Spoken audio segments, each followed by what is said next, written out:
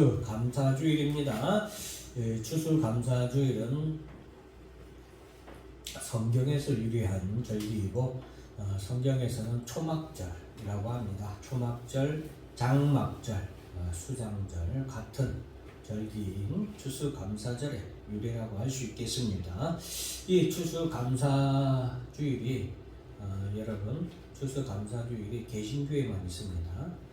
천주교는 추수감사주일이 없고 우리 개신교에만 이렇게 내려오는 전통의 절기입니다. 이 초막절 오늘 본문의 말씀에서 우리가 초막절을 살펴볼 것인데, 이 초막절에는 세 가지의 역사적으로 세 가지의 이렇게 행사를 거행하게 됩니다. 1번 다 같이 한번 읽습니다. 시작. 일주일 동안 장막 생활합니다. 이 초막절이라는 것은 이스라엘 백성들이 하나님의 은혜로 출애굽을 하게 되고 광야 생활을 하면서 하나님 앞에 하나님의 은혜에 대해서 감사하는 절기입니다. 그래서 그것을 기념하여서 이스라엘 백성들이 또한 하나님 앞에 일주일 동안 장막 생활을 하게 되는데, 그리고 2번 다 같이 한번 읽습니다. 시작. 제사장이 실로암 연못으로부터 어마어마하게 물을 길어와서 성전 뒷단에 붓는 의식을 거해요. 실로암 연못에서 항아리에 물을 떠서 성전 제단에 붓는 의식을 거행하게 되는 게 초막절 행사입니다. 세 번째 같이 한번 읽어볼까요? 시작. 성전에 여인과 아이들도 들어갈 수 있는 여인의 뜰이 있는데 그 여인의 뜰에 4개의 금색 횃불 탑에 불이 타도록 했다. 이것은 이제 역사가 요세푸스가 말한 초막절 행사로 이루어졌던 세 가지 행사에 대해서 제가 기록해 놓았습니다. 이 세 가지 행사가 우리에게 매우 중요한 것을 시사하는 바가 큽니다. 초막절은 하나님께서 이스라엘 백성들에게 반드시 지키라라고 말씀하신 절기입니다. 그래서 이 초막절 행사는 첫날에 아주 큰 성회로 모여서 하나님 앞에 감사와 그리고 찬송과 제사를 드리고 일주일 동안 이 행사를 하고 마지막 8째 날에도 모여서 하나님 앞에 이렇게 큰 성회로 드리는 대회고, 너희는 어떤 노동도 하지 말라고 하신 하나님의 명령하신 절기입니다. 반드시 지키라고 명령하신 절기다라는 것을 꼭 기억하시기 바랍니다. 그러면 하나님께서 이렇게 지키라고 명령하신 이유는 무엇이냐? 초막절에는 이스라엘 백성들이 그 성회로 모인다 했잖아요. 그때 초막절에 전도서를 이렇게 이스라엘 백성들이 낭독을 했습니다. 낭독을 했다라는 것도 기억하시고, 요한복음 14장, 우리 다 같이 읽어보도록 하겠습니다. 시작. 너희는 마음에 근심하지 말라. 하나님을 믿으니 또 나를 믿으라. 내 아버지 집에 거할 곳이 많도다. 그렇지 않으면 너희에게 일렀으리라. 내가 너희를 위하여 거처를 예비하러 가느니 가서 너희를 위하여 거처를 예비하는 내가 다시 와서 너희를 내게로 영접하여 나 있는 곳에 너희도 있게 하리라. 아멘. 일주일 동안 초막생활을 했다. 왜 초막생활을 했을까요? 왜 초막생활을 했습니까? 여러분, 우리 그리스도인들은 이 땅에서 초막생활을 합니다.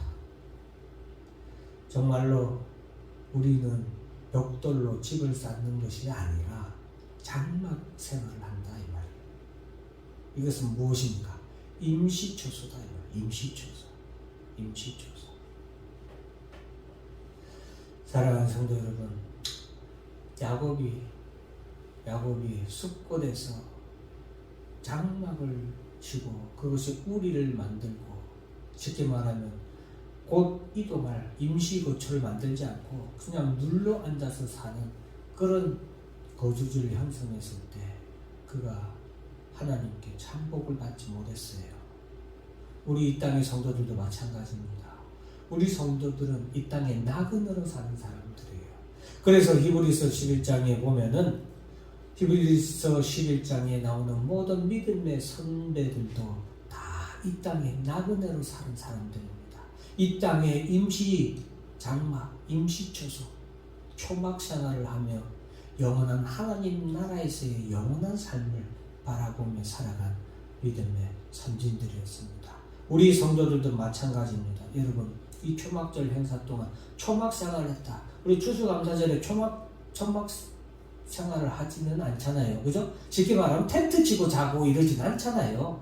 그런데 우리가 이 초막절에 초막 생활을 했다. 장막 생활을 했다는 것은 바로 우리의 영원한 거처는 하나님 나라에 예비되어 있는 우리 주님이 예비해 놓으신 그 처소가 우리의 진정한 처소고 우리가 머물 곳이고 우리는 그 처소를 향해서 살아가는 사람이고 그곳에 들어가기까지는 우리는 이 땅에서 초막생활을 하는 겁니다. 그래서 어떻게 보면 우리의 신앙의 참 생활의 모습이 바로 초막절 행사의 첫 번째 행사인 것 같습니다. 자, 그리고 계시록 21장 같이 한번 읽어볼까요? 시작. 또 내가 세상과 생각을 보니 처음 하늘과 처음 땅이 없어졌고 바다도 다시 있지 않더라. 또 내가 보면 거룩한 성 새 예루살렘이 하나님으로부터 하늘에서 내려오니 그 주의 아버지 신부가 남들을 위하여 단장한 것 같더라. 예, 거룩한 성 새 예루살렘이 하늘로부터 내려오니 여기가 바로 어디요? 우리가 머물 주님이 예비하신 우리의 집이다. 그리고 그것은 새하늘과 새 땅입니다. 여러분, 우리의 영원한 장막은 우리의 거할 처소는 새하늘과 새 땅이다. 이 낡은 이 세상이 아니다. 라는 것을 계가 3절 4절 다 같이 읽습니다. 시작. 내가 그들이 보좌에서 큰 소리가 나서 이르되 보라 하나님의 장막이 사람들과 함께 있으니 하나님이 그들과 함께 계시니 그들은 하나님의 백성이 되고 하나님은 친히 그들과 함께 계셔서 모든 눈물을 그 눈에서 닦아주시니 다시는 사망이 없고 이통한 것이나 혹하는 것이나 아픈 것이 다시 있지 아니하리니 처음 것들이 다 지나갔음이라. 나그네는 그 타지죠. 자기 고향이 따로 있어요. 자기 집이 자기 고향에 자기의 집이 있죠. 그리고 그 집을 떠나서 타지에서 나그네로 살아가는 거예요. 타지에서는 그는 참 눈물도 많이 흘립니다. 서러움도 많이 당합니다. 왜? 그 타지에서는 그가 주인이 아니라 손님이니까, 객이니까 그래요. 무시함을 당합니다. 그래서 하나님께서 애굽에 이스라엘 백성들이 들어갔을 때 애굽 백성들이 이스라엘 백성들을 무시하고 멸시했습니다. 왜? 그들은 객이니까. 타지에서 온 가지입니다. 사랑하는 성도 여러분, 우리는 나그네의 삶을 이 땅에서 살아가고 영원한 하나님 나라에서 우리는 진정한 주인으로서 살 수 있습니다. 하나님의 나라, 새 하늘과 새 땅에 하나님의 장막이 사람들과 함께 있다 있습니다. 그 장막, 우리는 그 하나님 나라에서의 처소를 바라보며 사는 사람들이다 라는 것을 꼭 기억하시길 바랍니다. 그곳에서 우리는 위로를 받는 거예요. 이 땅에서는 우리가 조금 애통하고 좀 무시를 당하고 우리가 조금 외면을 당하고 그렇게 살 수 있지만 하나님 나라에서 우리는 그 모든 것을 다 위로받고 다 보상을 받는다라는 것을 기억하시기 바랍니다. 5절 6절 읽어볼까요? 시작. 보좌에 주신 이가 이르시되 보라 내가 만물을 새롭게 하노라 하시고 또 이르시되 이 말을 진실하고 참되니 기록하라 하시고 또 내게 말씀하시되 이루어졌더라 나는 알파 오메가요 처음과 마지막이라 내가 생명수 샘물을 목마른 자에게 값없이 주리니 내가 생명수 샘물을 목마른 자에게 값없이 주리니 라고 했습니다. 자, 우리 2번 초막절 행사 2번 읽어볼까요? 다시 시작. 매일 제사장이 신랑 연못으로부터 금하늘 위에 물을 들어와서 성전 제단에 붓는 의식을 거행했다. 이것은 이스라엘 백성들이 광야 생활할 때 물이 없을 때 하나님께서 반석을 치셔서 반석으로부터 물이 흘러나왔죠. 물이 흘러나온 그것을 이스라엘 백성들이 먹고 이 광야 생활을 이겨낼 수 있었죠. 그것을 기념하는 하나의 의식이라고 행사라고 할 수 있습니다. 그런데 이 의식은 결국 우리에게 무엇을 의미하냐? 우리가 이 땅에서 살아가는 동안 이 땅에서는 우리에게 목마를 수밖에 없어요. 사마리아 여인이 예수님을 만나기 전에는 늘 목마른 인생일 수밖에 없었고 물 길러 이리로 다니고 저리로 다니고 하는 우리네 인생일 수밖에 없었습니다. 그러나 영원한 하나님 나라에는 어린 양의 보좌로부터 영원히 목마르지 아니하는 생명의 샘물이 흘러나옵니다. 그 생명의 샘물을 우리가 마시게 되는 겁니다. 그것을 바라보는 것이 바로 초막절 행사, 오늘날로 말하면 추수감사절 행사다 이 말입니다. 그것에 대해서 감사하는 거예요. 여러분, 이 땅에서 우리는, 저도 이게 말씀 전하면서 이제 물론 부드럽게, 발성이 부드럽게 되라고 물을 조금 자주 이렇게 자꾸 마시는 거지만 목이 마렵잖아요. 목이 마르니까 자꾸 물을 마시는데 이 땅에서 우리의 목을 시원케 하고 다시 목마르지 않게 하는 것이 있어요, 없어요? 없잖아요. 여러분, 코카콜라 얼마나 전 세계인들이 많이 마십니까? 그죠? 그런데 그 코카콜라도 단순히 짧은 순간 우리의 목을 시원하게 할 뿐이에요. 그런데도 사람들은 어때요? 열심히 일해서 번 돈을 그 코카콜라를 마시기 위해서 지불하잖아요. 우리는 그런 짧은 우리의 목마름을 그냥 순간적으로 해소시키는 그런 음료를 위해서 살아가는 사람들이 아니라 우리의 목을 영원토록 목마르지 아니하고 영원토록 시원하게 하는 바로 영원한 샘물을 위해서, 그것을 우리는 구하기 위해서, 그것을 지불하기 위해서 믿음으로 신앙생활하는 성도라는 것을 기억하며 하나님께 감사하시길 바랍니다. 우리에게 예비된 음료는 이 세상에 이런 음료가 아니라 영원한 하나님 나라의 예수 그리스도께서 주시는 생명의 샘물이다 라는 것을 기억하시길 바랍니다. 요한복음 7장 한번 읽어볼까요? 시작. 명절의 그날 모든 날 예수께서 서서 외쳐 이르시되 누구든지 목마르거든 내게로 와서 마시라. 나를 믿는 자는 성경의 이름과 같이 그 배에서 생수강이 흘러나오리라 하시니, 명절 끝날 이 날이 무슨 날이냐면 초막절이에요. 이 날이 지금 명절 끝날이에요. 우리 저 태양력으로 이렇게 달을 하면은 일요일부터, 지난주 일요일 있죠? 지난주 일요일부터 이번 주 일요일까지 이렇게 하는 행사가 이 초막절인데, 명절 끝날은 바로 오늘이에요. 오늘. 그러니까 초막절인 명절 끝날에, 큰 날에 라고 했죠? 큰 날에 예수께서 사람들에게 말씀하시는데 뭐라고 말씀하십니까? 누구든지 목마르거든 내게로 와서 마시라. 제사장들이 매일 신랑 연못에 가서 물을 성전제단에 붓는 그 행사의 의미는 예수님께서 누구든지 목마르거든 누구에게로 와서 마시라? 내게로 와서 마시라. 우리가 이것을 기억하며 감사해야 됩니다. 사랑하는 성도, 우리는 이 땅에 살아가는 동안 이 땅의 음료는 우리를 위해서 준비된 음료가 아니에요. 이 땅의 음료는 우리를 위해서 준비된 음료가 아니라 우리를 위해서 준비된 음료는 따로 있다. 예수님이 주시는 생명의 샘물이다 라는 것을 믿고 감사하시는 여러분들이 되시기를 정말로 주의 이름으로 축원합니다.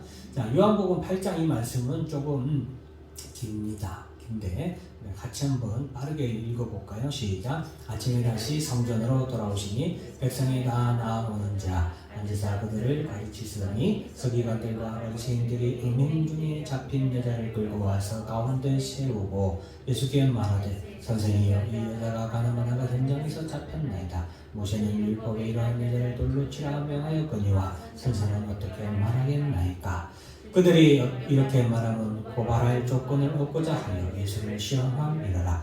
예수께서 몸을 굽히사 손가락으로 땅에 쓰시니 그들의 묻기를 마지 아니하는지라. 이에 일어나 이르시되 너희 중에 죄 없는 자가 먼저 돌로 치라 하시고 다시 몸을 굽혀 손가락으로 땅에 쓰시니 그들이 말씀을 듣고 양심의 가책을 느끼 어른으로 시작하여 할머니까지 하나씩 나가고 오직 예수와 그 가운데 살던 여자만 남았더라.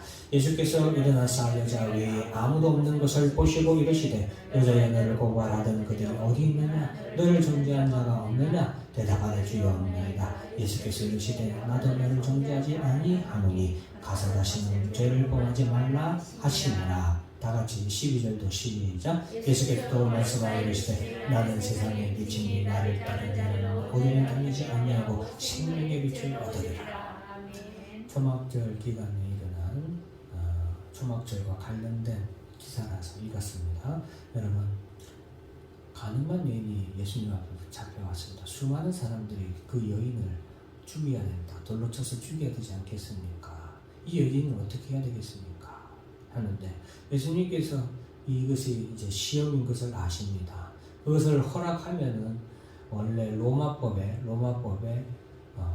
사람의 재판을, 생사의 재판을 로마 외에 식민지인들은 할 수 없었습니다. 근데 그 법을 어기게 되는 거죠.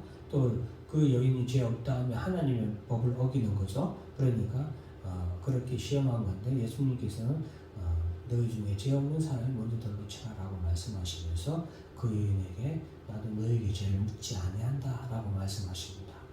여러분, 예수님은 이 땅에 세상의 빛으로 오셨습니다.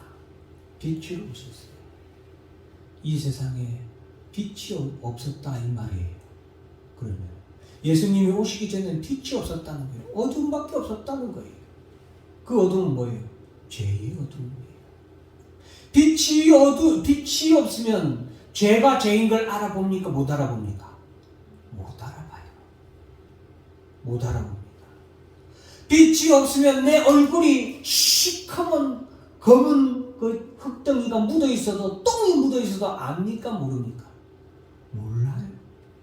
내가 얼마나 벌거벗고 있는지, 내 모습이 얼마나 추한지 압니까? 모릅니까? 모릅니다. 그런 세상에 예수님 무엇으로 오셨다? 빛으로 오셨다. 어두움밖에 없는 세상, 이 세상 빛으로 오셨다. 수많은 사람들이 가늠한 여인을 돌로 쳐 죽이려고 하잖아요. 그때 예수님이 뭐라고 말씀하세요? 너희 중에 죄 없는 사람이 먼저 돌로 치라 하더니 사람들이 전부 다 무엇을 깨닫습니까? 따라서 나도 죄인이구나. 죄인인 걸 깨닫는 거예요. 빛이 오시기 전에는 사람들은 자기가 죄인인 줄 몰랐습니다. 자신을 볼 수 없었거든요. 예수님이 이 땅에 오셔서 이 여인도 자기가 죄인인 것을 알죠. 그런데 예수님은 빛으로 오신 이 땅에 사람들로 하여금, 우리로 하여금 우리가 죄인인 것을 알고 보고 주님 앞에 고백하고 회개하게 할 뿐만 아니라 죄인된 우리로 하여금 주님께서는 구원까지 얻도록 이 땅에 오셨습니다. 그래서 따라서 생명의 빛. 생명의 빛. 빛은 빛인데 무슨 빛? 생명의 빛이에요. 생명의 빛. 빛은 단순히 보게 하고 알게 할 뿐이죠. 그러나 생명의 빛 되시는 예수님은 알고 볼 뿐만 아니라 깨닫고 회개하고 예수 그리스도를 믿음으로 말미암아 구원을 얻게 하심으로 영원한 생명을 주시는 생명의 빛으로 이 땅에 오셨다라는 것을 기억하시길 바랍니다. 무엇에 대해서 감사해야 됩니까? 내가 주여 나는 죄인이로소이다. 베드로가 예수님의 말씀을 듣고 엎드렸잖아요. 주여 나는 죄인입니다. 그런데 예수님은 내가 너로 사람을 낚는 어부가 되게 하라. 생명, 영혼을 얻는 그 은혜까지 우리에게 주신 분이 누구다? 예수님입니다. 그것에 대해서 우리는 뭐 해야 됩니까? 감사해야 돼요. 감사해야 돼요. 생명의 빛이 이 땅에 오신 것을 감사해야 됩니다. 그리스도가 이 땅에 오신 것을 감사해야 돼요. 내가 죄인인 것을 고백하며 오늘도 추수감사주일에 주님 앞에 나와서 주여 내가 죄인입니다 라고 회개할 수 있는 것이 감사하고, 이 교회에서 주여 그러나 주는 나의 생명이 되십니다. 나의 부활이요 생명이 되신 주님 앞에 내가 엎드렸사오니 나에게 구원의 은총을 내려주셔서 하고 믿음으로 나온 것을 감사할 줄 알아야 되겠습니다. 여러분, 우리 부활절날 모든 것에 다, 우리 추수감사주일날 모든 것에 대해 다 감사해야겠지만 이것에 대해서도 꼭 감사해야 되겠습니다. 계시록 22장 같이 읽어볼까요? 시작. 또 그가 수정같이 맑은 생명수에 가는 내게 보이니 하나님 감히 어린 양의 보좌로부터 나와서 길 가운데로 걸다 강자 위에 생명나무가 있어 12가지 열매를 맺되 달마다 그 열매를 맺고 그 나무 잎사귀들은 만국을 치료하기 위하여 있더라. 네. 생명수강. 아까 내가 그거 하면서 그거 말씀을 안 하고 넘어갔네요. 저 3번 우리 3번 성전 시작. 성전에 여인들과 아이들도 들어갈 수 있는 여인의 뜰이 있는데 그 여인의 뜰에 4개의 금속의 탑에 불이 타오르는 밝게 비추는 빛을 이렇게 비쳤다 이 말이에요. 여인의 뜰에서. 그러니까 예수님이 생명의 빛으로 이 땅에 오셔서 그 죄인으로 잡혀온 여인에게 빛을 비춰주셨다 라는 것을 말씀하시려고 이렇게 한 겁니다. 그래서 빛으로 이 땅에 오신 것이 3번이었고, 자 마지막으로 이제 우리가 방금 읽었던 자 요한계시록 22장의 생수의 강을 우리에게 비춰주신다. 자 3절부터 5절까지도 같이 한번 읽어볼까요? 시작. 하나님과 그 어린아이의 부자가 그 가운데 있으리니 그의 종들이 그를 섬기며 그의 얼굴을 불태워 그의 이름으로 그를 인하였으리라. 다시 밤이 없겠고 등불과 햇빛이 절대 없으니 이는 주 하나님이 그들에게 빛이심이라. 그들이 세세토록 왕노릇하리라. 우리가 가야 할 새하늘과 새 땅의 모습이에요. 우리는 이 땅에 초막 장막이지만 우리가 가야 할 거주지가 있다 했죠? 우리가 진정으로 머무를 장소 새하늘과 새 땅의 모습이에요. 그것은 생명수 샘물이 흐른다 했죠? 영원히 목마르지 않은 생수가 생명의 생물이 생명의 샘물이 예수 그리스도 어린아이 보좌로부터 예수님께로 나온 자들에게 모든 사람이 아무 때나 마실 수 있는 물이 흐르고 있고, 또 그것은 뭐가 필요 없다? 빛이 필요가 없다. 왜? 생명의 빛이 되시는, 영원한 빛이 되시는 주 하나님이 그들에게 영원토록 비추시니라. 그곳에서 우리는 영원토록 왕노릇하리라 라고 있습니다. 사랑하는 성도여러분, 추수감사주일날 우리는 이러한 것을 감사하며 이러한 것에 대한 소망을 가지고 신앙생활을 해나가야겠습니다. 자, 마지막 추수에 대한 감사 다 같이 따라서 읽어본 노란 것이 같이 한번 읽어볼까요? 시작. 마지막 추수에 대한 감사. 있습니다. 시작. 농부가 봄에 밭을 갈아서 씨앗을 겉에 심고 자라게 하여 그 곡식이 물을 입었을 때 추수하라되 하나님께서는 이 땅에 봄에 씨앗을 심어 온갖 가지와 사랑으로 자라게 하시고 우리를 보호 인도하시어 예수 그리스도를 믿음으로 말미암는 구원의 열매를 맺어 우리를 추수하시어 하늘나라로 옮기실 것을 우리는 믿고 감사합니다. 제가 맥주감사절, 추수감사절 두 절기 중에 한 번은 반드시 요한계시록 14장 말씀을 설교하는데, 그것은 바로 마지막 추수가 꼭 있다. 그리고 그 마지막 추수에 하나님께서 무르익은 곡식, 알곡에 대한 추수를 반드시 하신다.